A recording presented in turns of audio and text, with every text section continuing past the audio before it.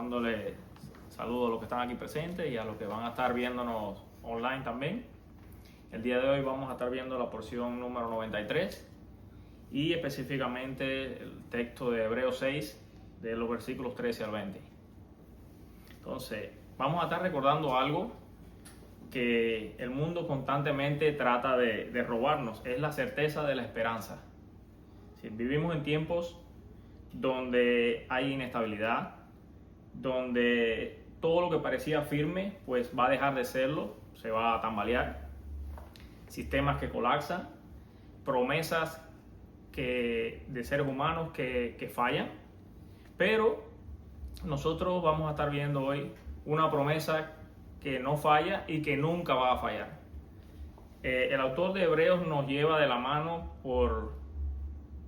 hacia un momento clave en la historia, que es cuando Dios le hace una promesa a Abraham y va a jurar. Lo más importante de aquí es que Dios va a jurar por sí mismo, no porque necesitara hacerlo, sino para darnos firmeza y seguridad de lo que Él nos está dando en ese momento.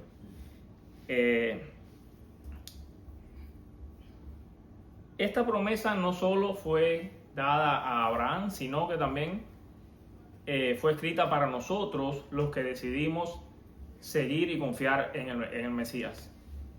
Es decir, vamos a estar hablando de la esperanza como un ancla para el alma, firme y segura. Esperanza que no va a ser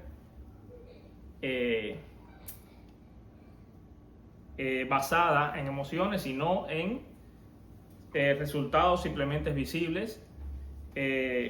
Dios es decir, te lo da a través del sacrificio eterno de Jesús, y que Él va a entrar al lugar santísimo como sumo sacerdote y como precursor por nosotros. Es decir, vamos a estar viendo ahora 3 puntos, y uno de estos es que las promesas de Dios son inmutables, es decir, que son incambiables. Y vamos a estar leyendo el versículo 13 al 15 del libro 6 de Hebreos. Dice así: porque cuando Dios hizo la promesa a Abraham, no teniendo a otro mayor por quien jurar, juró por sí mismo, diciendo: ciertamente, bendiciendo te bendeciré, y multiplicando te multiplicaré.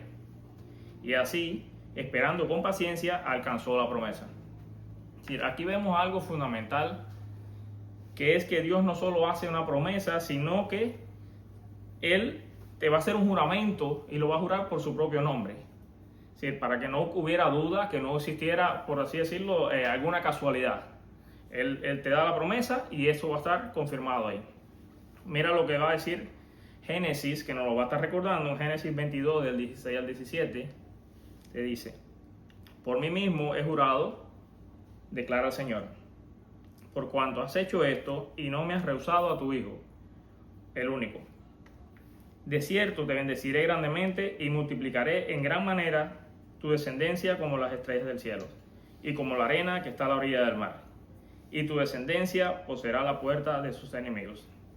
Imaginémonos que una mujer, cuando queda embarazada, y entonces ella ve su pruebita y ve que tiene una confirmación de que está embarazada, o el doctor le dice: bueno, pues tú estás embarazada en este momento.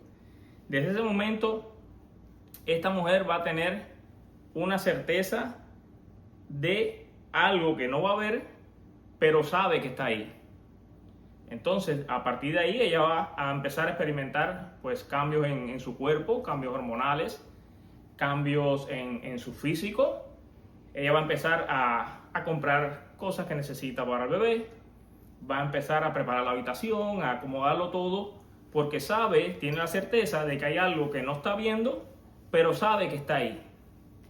Y entonces esta mujer va a esperar con paciencia, porque aunque no vea, no lo tenga en sus manos todavía el bebé, no lo pueda tocar, pero ella sabe que lo que fue anunciado va a ser visto en algún momento. Entonces, algo parecido, pues Dios le da a Abraham. Dios le da una promesa a Abraham, y aunque pasó el tiempo, Hubo momentos difíciles, hubo momentos de incertidumbre, donde Abraham también tuvo dudas, pero él tuvo confianza en Dios y esperó porque sabía que esa promesa iba a ser cumplida, lo cual nos dice que no siempre las promesas que Dios nos hace vamos a verlas ahí rápido, sino que muchas veces también hay que esperar. Y las promesas van a ser para estas personas que tienen esta constancia, las personas que van a caminar como caminó Abraham, es decir, caminó en santidad, las personas que van a obedecer los mandamientos y las leyes dadas por Dios. Entonces, ¿y cuál fue esa promesa? Bueno, que de su simiente vendría una bendición para todas las naciones. Miren lo que dice Gálatas 3:16. Y a Abraham fueron hechos las promesas y a su descendencia. No dice, y a las descendencias, como si hablase de muchos, sino como de uno. Y a tu descendencia, la cual es Cristo. Entonces, por lo cual, si nosotros somos en Cristo y somos imitadores del Tselem Elohim, pues nosotros somos herederos espirituales y copartícipes de esa promesa dada a Abraham y de la promesa cumplida que es Jesús. Vamos a estar viendo un Dios fiel que no miente. Y entonces vamos a leer el versículo 16 que dice, porque los hombres ciertamente juran por uno mayor, y para ellos el fin de toda controversia es el juramento para confirmación. Por lo cual, queriendo Dios mostrar más abundantemente a los herederos de la promesa la inmutabilidad, es decir, que no cambia, de su propósito, interpuso un juramento. Es decir, aquí el autor nos va a estar hablando como judío conocedor de lo que está diciendo, del pacto. Es decir, que es juramento y promesa. Eso viene junto. Y sabe que ambas son irrevocables, que no son cambiables. Lo que confirma en Números 23:19, que dice, Dios no es hombre para mentir, ni hijo de hombre para que se arrepienta. Es decir, ¿y qué es lo que va a producir esto en nosotros? Pues va a producir consuelo, ánimo, firmeza. Como dice el versículo 18 de Hebreos 6, dice, para que por dos cosas inmutables, en las cuales es imposible que Dios mienta, tengamos un fortísimo consuelo, lo que hemos huido para asirnos de la esperanza puesta delante de nosotros. Es decir, la esperanza en Jesús no va a ser una esperanza vaga o vacía, sino que es una esperanza anclada en la fidelidad de Dios. Es decir, nuestros antepasados, ellos recibieron la promesa, pero no estuvieron fieles a esa promesa. Es decir, nosotros estamos llamados ahora a que hagamos un cambio, a que renovemos y hagamos un seguimiento de esa fidelidad en la promesa que Dios nos dio, que se lo dio a Abraham y que nosotros somos coherederos de esa promesa también. Imaginemos que una persona quiere comprar una casa. Esto es algo riesgoso, porque sabes que es una inversión grande. Y cuando tú vas a comprar una casa, lo regular es que tú te busques a un notario o una persona que sea encargada de hacer todos los trámites, un contrato físico, de que tú puedas firmar un contrato para que tú tengas una seguridad, el comprador tenga una seguridad cuando va a dar el dinero de que no lo vayan a estafar, por así decir.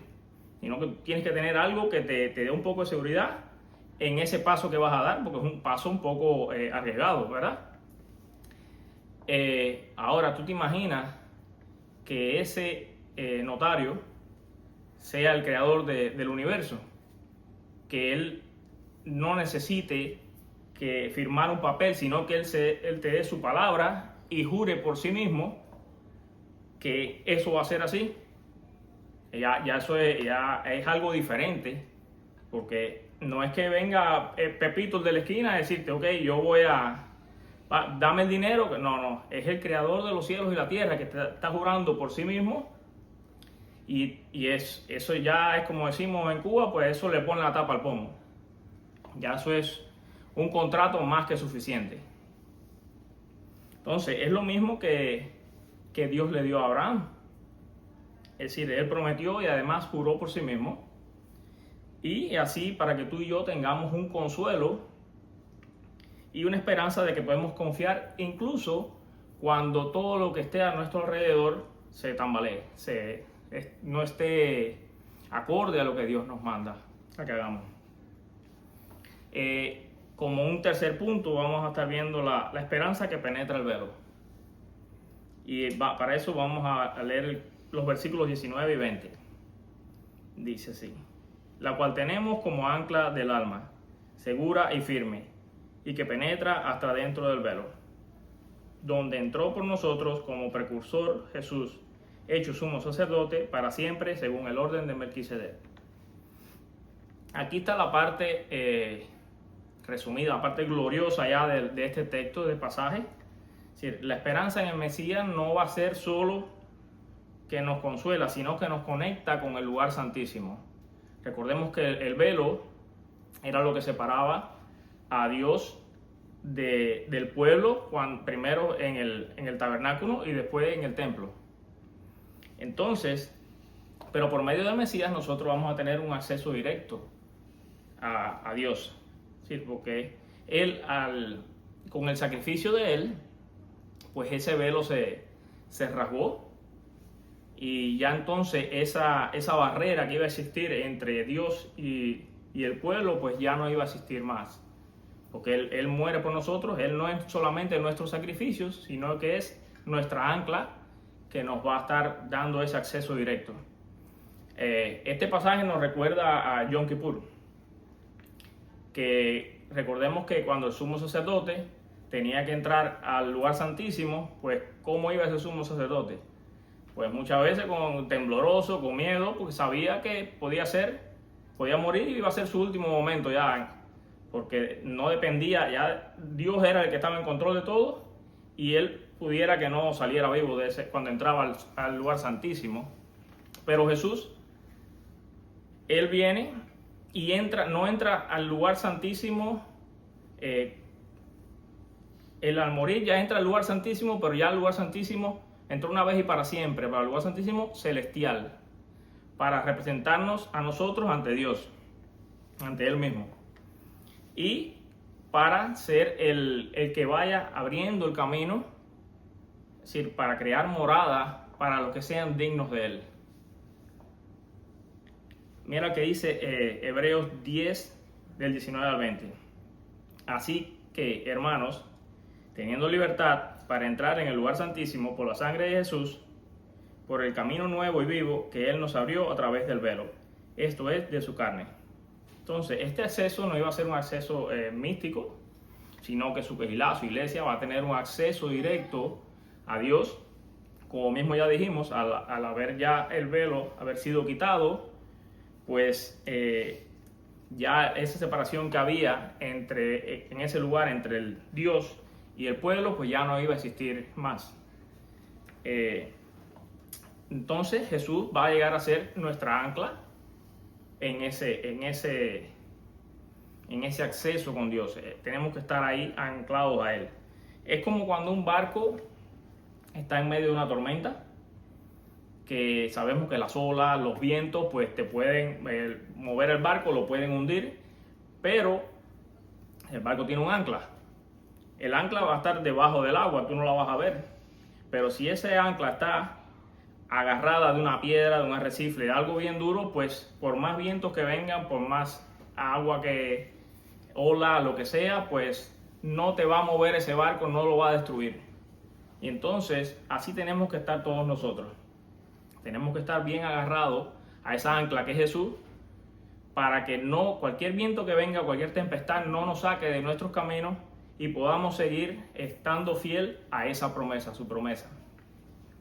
Entonces, a modo de conclusión, decir que estamos viviendo tiempos difíciles, tiempos en los que se le llama a las cosas malas buenas y a las buenas malas, Entonces, donde muchos pierden esa esperanza en esa promesa, y